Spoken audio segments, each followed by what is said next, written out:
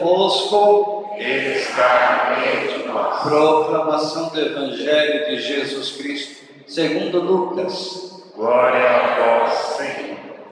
Naquele tempo disse Jesus a seus discípulos: não tenhais medo, pequenino rebanho, pois foi do agrado do Pai dar a vós o reino. Vendei vossos bens e dai esmola, fazei bolsas que não se estraguem, um tesouro no céu que não se acabe. Ali o ladrão não chega, nem a traça corrói, porque onde está o vosso tesouro, aí estará também o vosso coração. Que vossos rins estejam cingidos e as lâmpadas acesas. Sede como homens que estão esperando seu Senhor voltar de uma festa de casamento, para lhe abrirem imediatamente a porta, logo que ele chegar e bater. Felizes os empregados que o Senhor encontrar acordados quando chegar. Em verdade eu vos digo, ele mesmo vai cingir-se e fazê-los sentar-se à mesa, e passando os servirá. E caso ele chegue à meia-noite ou às 3 da madrugada, felizes serão se assim os encontrar. Mas ficai certos, se o dono da casa soubesse a hora em que o ladrão iria chegar, não deixaria que arrombasse sua casa. Vós também ficai preparados, porque o Filho do Homem vai chegar na hora em que menos o esperardes. Então Pedro disse: Senhor, tu contas esta parábola para nós ou para todos? E o Senhor respondeu: quem é o administrador fiel e prudente que o Senhor vai colocar à frente do pessoal de sua casa para dar comida a todos na hora certa? Feliz o empregado que o patrão, ao chegar, encontrar agindo assim. Em verdade eu vos digo, o Senhor lhe confiará a administração de todos os seus bens. Porém, se aquele empregado pensar: meu patrão está demorando, e começar a espancar os criados e as criadas, e a comer, a beber, e a embriagar-se, o Senhor daquele empregado chegará num dia inesperado e numa hora imprevista. Ele o partirá ao meio e o fará participar do destino dos infiéis. Aquele empregado que, conhecendo a vontade do Senhor, nada preparou, nem agiu conforme a sua vontade, será chicoteado muitas vezes. Porém, o empregado que não conhecia essa vontade e fez coisas que merecem castigo, será chicoteado poucas vezes. A quem muito foi dado, muito será pedido. A quem muito foi confiado, muito mais será exigido. Palavra da salvação. Glória a vós, Senhor. Aleluia, aleluia, aleluia, aleluia, aleluia, aleluia, aleluia, aleluia, aleluia, aleluia. Pode sentar-se. Louvado seja nosso Senhor Jesus Cristo. Para sempre seja louvado. Irmãos e irmãs, o tema central da liturgia da palavra de hoje é sobre a vigilância. A igreja toda, inteira, todos os seus membros, somos chamados a ser vigilantes, por um único motivo: porque o Senhor vai voltar. Portanto, a exortação da palavra de Deus para nós hoje é que nós estejamos vigilantes, O Evangelho nos traz 3 parábolas. Jesus se refere a 3 parábolas que nos exortam à vigilância. A primeira é a do empregado, cujo senhor foi a uma festa de casamento. E Jesus diz: felizes os empregados que o Senhor encontrar acordados quando chegar. A mensagem é clara. Nós devemos ser como esses empregados que estão acordados, com os olhos abertos para enxergar as coisas de Deus, com o coração aberto para receber a presença de Deus a cada instante. Jesus diz: são felizes os empregados que o Senhor encontrar acordados quando Ele chegar. A segunda parábola, Jesus fala do dono de uma casa e de um ladrão. Jesus diz: se o dono da casa soubesse a que hora viria o ladrão, não deixaria que arrombasse a sua casa. E vem o ensinamento: vós também ficai preparados, porque o Filho do Homem vai chegar na hora em que menos o esperardes. A exortação é: estejam preparados, porque o Senhor vai voltar na hora em que vocês menos esperarem. Então esteja agora preparado. E a terceira parábola é a parábola do administrador. E Jesus diz: se aquele empregado pensar, meu patrão está demorando, e começar a espancar os criados e as criadas, a comer e a beber, e a embriagar-se, o Senhor daquele empregado chegará num dia inesperado e numa hora imprevista. É um ensinamento claro em relação à questão da demora. Alguns falam: 2000 anos a igreja está falando que Jesus vai voltar. Exatamente. E por isso mesmo, cada ano que passa é mais iminente a volta do Senhor. O que não podemos é levar uma vida relaxada, diz o texto. Se esse empregado começar a tratar mal os outros, espancar o criado, espancar as criadas, a pensar apenas na vida material, comer, beber e embriagar-se, esse empregado vai ser pego de surpresa. E o Senhor vai chegar num dia inesperado e numa hora imprevista. Queridos, a palavra então nos convida a estar agora vigilante, diante da incerteza do dia e da hora em que o Senhor vai voltar. Nós não podemos relaxar a nossa vida e viver com uma postura sem estar preparados e vigilantes. Portanto, cada um hoje se examine a respeito de sua vida, se você está preparado, porque embora o Senhor não tenha voltado ainda, embora não saibamos que dia e que hora Ele virá, mas uma coisa é certa: nós nos apresentaremos diante dEle mais cedo ou mais tarde. Ou seja, ainda que a gente não veja o Senhor voltar, nós vamos morrer. E quando nós morrermos, nós estaremos diante dEle. E assim como não sabemos a hora que o Senhor vai voltar, nós também não sabemos a hora da nossa morte. Portanto, é melhor estar preparados. A exortação é essa. A esta altura, devia surgir no teu coração esta pergunta: será que eu estou preparado? Será que eu estou sendo vigilante? E mais do que isso, o que significa ser vigilante? Quais são as posturas fundamentais que uma pessoa vigilante deve ter? Nós podemos falar de duas aqui. Vigia quem permanece na oração. Vamos repetir? Vigia. E a segunda, vigia quem permanece na fé. Vigia. A oração. A oração é a postura fundamental. Na oração, o discípulo vigia atento, na expectativa, na esperança da segunda vinda do Senhor, e essa segunda vinda que será gloriosa. Em comunhão com Jesus, a oração do discípulo é um combate. O discípulo que vigia, ele está na oração, ele está em postura de combate. E é vigiando na oração que não se cai em tentação.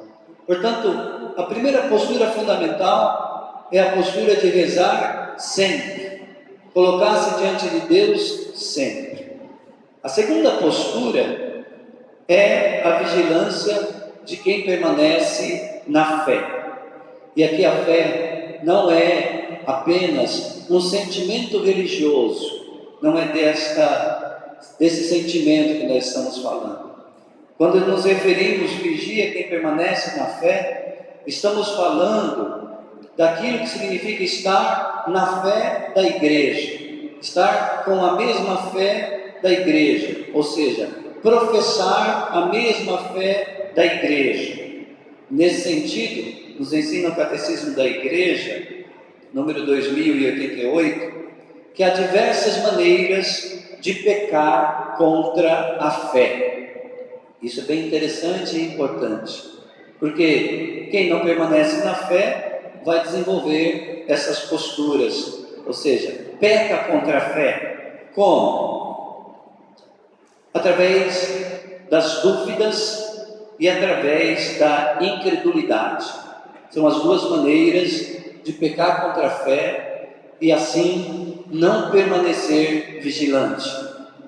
As dúvidas podem ser voluntárias ou involuntárias. Dúvida significa hesitação. A pessoa não sabe se acredita ou não acredita. Portanto, quando a igreja propõe uma verdade de fé, quando nós lemos a palavra de Deus, não deve haver hesitação.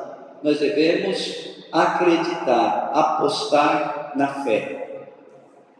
A palavra e o ensinamento da igreja são o conteúdo da fé que nós devemos abraçar com toda a nossa devoção, com toda a nossa convicção.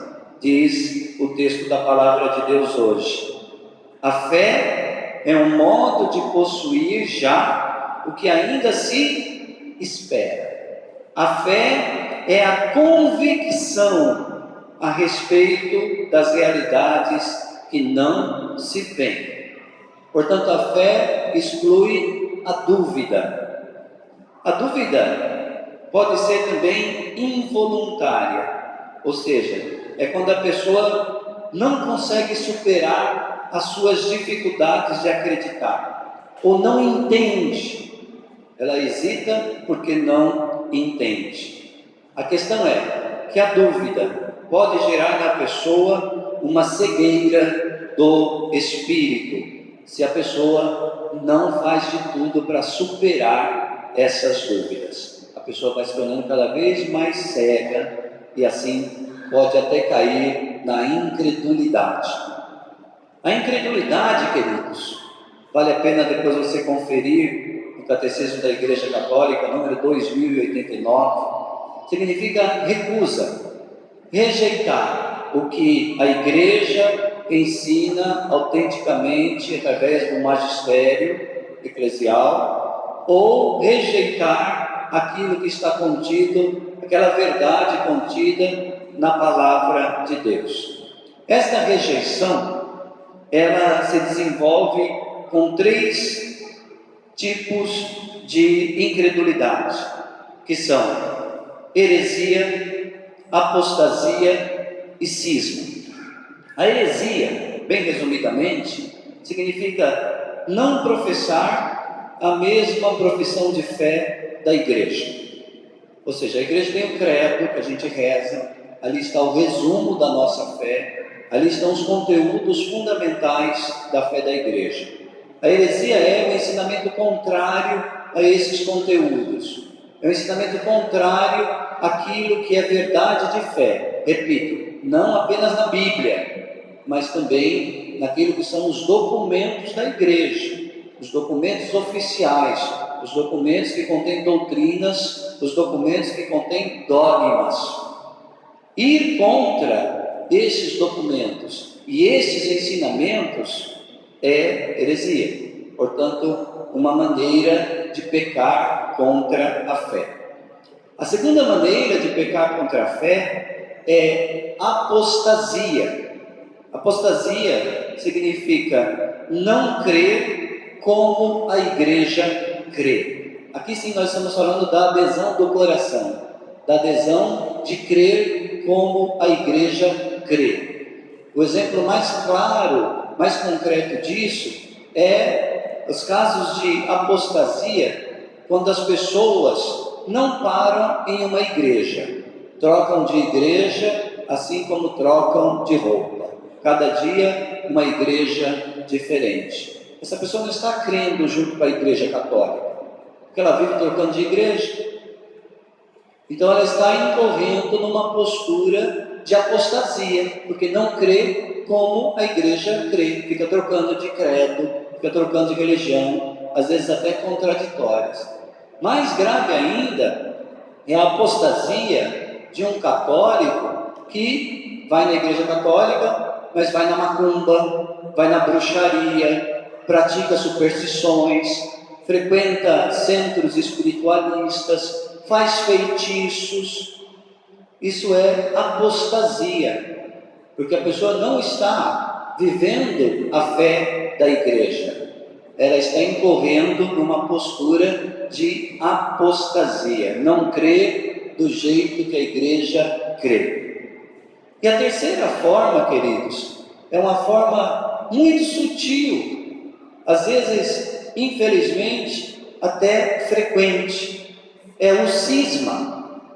Cisma significa dividir, ou seja, a pessoa não quer estar em comunhão com a igreja, ela se divide da igreja, e ela faz isso quando ela rompe a comunhão com a igreja.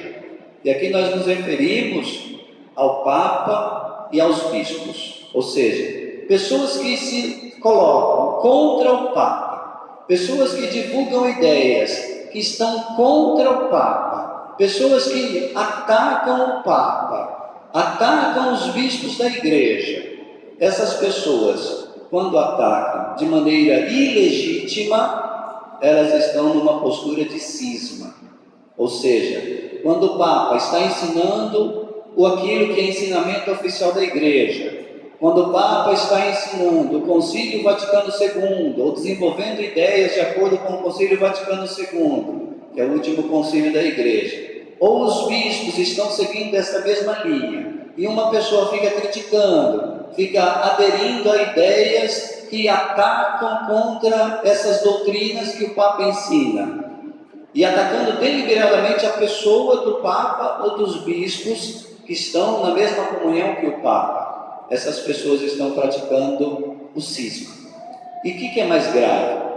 A pessoa que faz isso, ela acha que está sendo mais católica do que as outras, porque acusa o Papa, só que ela não percebe que quando está fazendo isso, está tendo uma postura cismática e está pecando contra a fé. Eu digo, ela está no mesmo buraco que está o herege e o cismático. E agora nós temos modinhas, né, de pessoas que vivem em Facebook, difamando o Santo Padre, com doutrinas que não são mais doutrinas oficiais da igreja.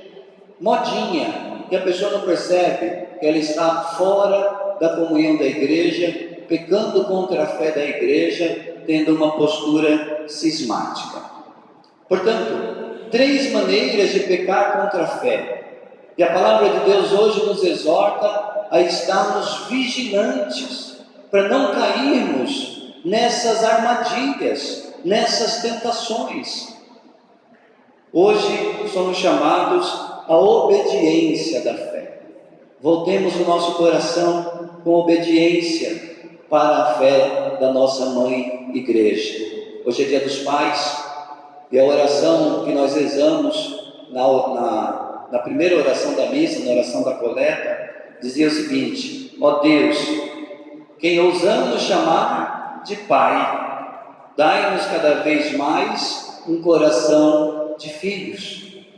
É isso que nós precisamos, um coração de filhos, um coração dócil, um coração de filhos que querem estar vigilantes na fé, vigilantes na oração. Pensamos que o Espírito Santo nos faça fortes, como dizia a segunda leitura, contra toda situação de contrariedade, que Ele nos faça forte, para permanecermos firmes, de pé e preparados, porque o Senhor vai voltar e quer nos encontrar acordados, com o coração e os olhos bem abertos. Louvado seja nosso Senhor Jesus Cristo. Para sempre seja louvado. Professemos a fé que da igreja recebemos. Creio em Deus Pai, Todo-Poderoso, Criador